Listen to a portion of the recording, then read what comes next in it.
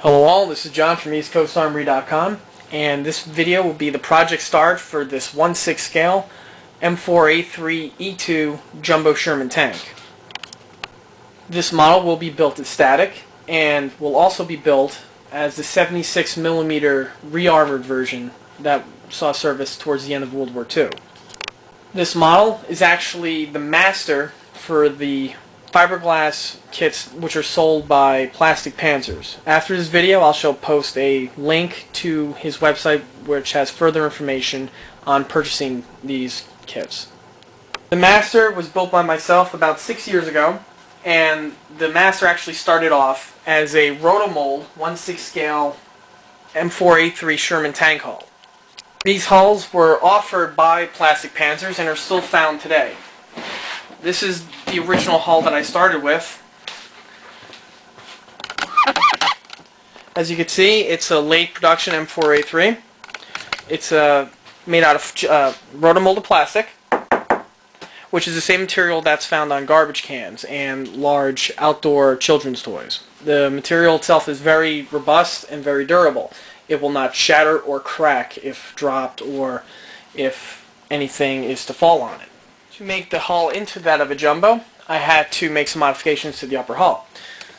These would include building up the side armor plates, the front armor plate, and making the transmission housing thicker, like that on the real Jumbo Sherman tank.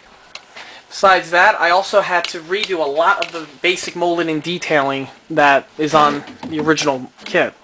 The molded-in air filter vent was deleted, as well as the fuel caps, fire extinguisher, and air filter.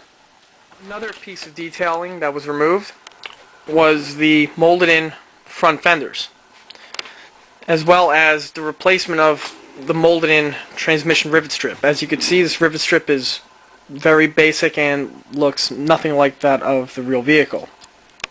In addition, the bottom hull was also reworked. The entire rear wall was amputated and replaced, and these sections here were all made flush, with the indent still kept here for the final drive housing. The master has a more accurate rivet strip,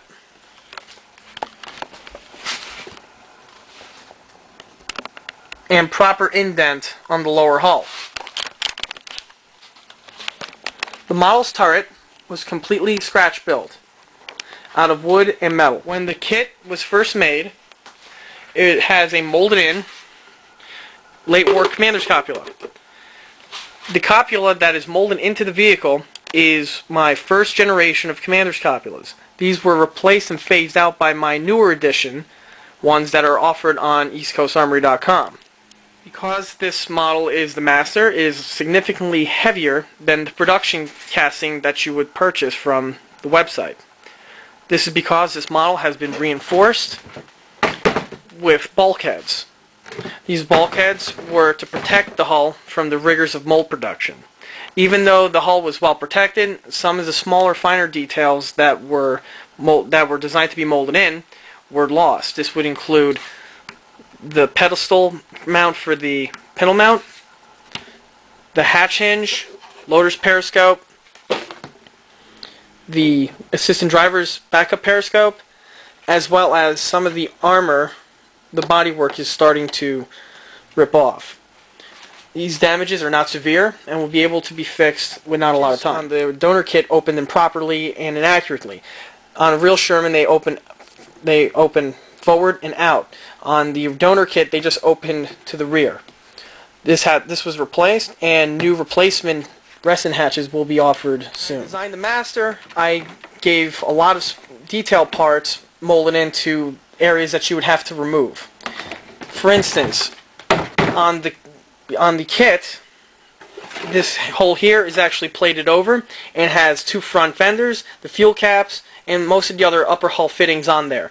These fittings are very basic and are designed for someone with a limited budget to just simply add them on just so that they have some detail. The model casting also comes with the complete mantlet. Unfortunately, the mantlet on the master did not survive mold production, so I will not be able to show that to you in this video. On the bottom portion of the hull, you will find molded in hatches. These hatches, again, are designed to be very basic, and I will not be using these. I will be ripping them off the lower hull. You will also see some detail on the rear firewall. These would include the mounts for the exhaust stacks and the rear engine hatch. This hatch and these mounts will be deleted, and because better, more detailed ones are currently offered by ECA. Over here is where the exhaust reflector grill will go, and that will be fabricated out of sheet metal. Running alongside the hull here will be added a exhaust pipe for the Little Joe auxiliary generator, which was common on the late production M4A3s, in a conduit that ran along the lower sponson. On the tank's rear deck, these engine hatches will be removed, reworked, and be made to be functional. They will also have functional gas fuel caps, which will be able to pivot and show detail underneath. On the back, you shall have track racks for the folding rack. The model will also have its welds reworked, as well as casting numbers added to their appropriate locations.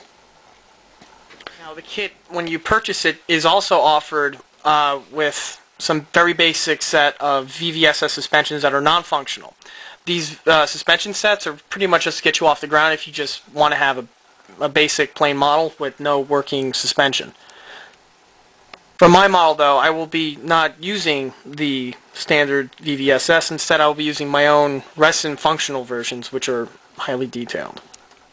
Due to the molding process, there has been a lot of clay and other fiberglass type material that was stuck to some of the parts. I've been cleaning out everything, but some of the parts are not going to be able to be salvaged. For instance, on the rivet strip here, these molded in resin rivets are going to be deleted and replaced with metal ones.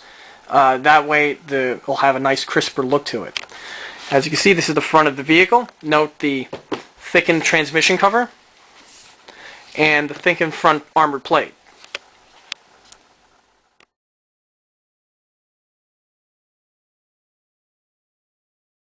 That concludes this project start video for this 1/6 scale M4A3E2 Jumbo Sherman tank. Stay tuned for more progress on this vehicle. Thank you.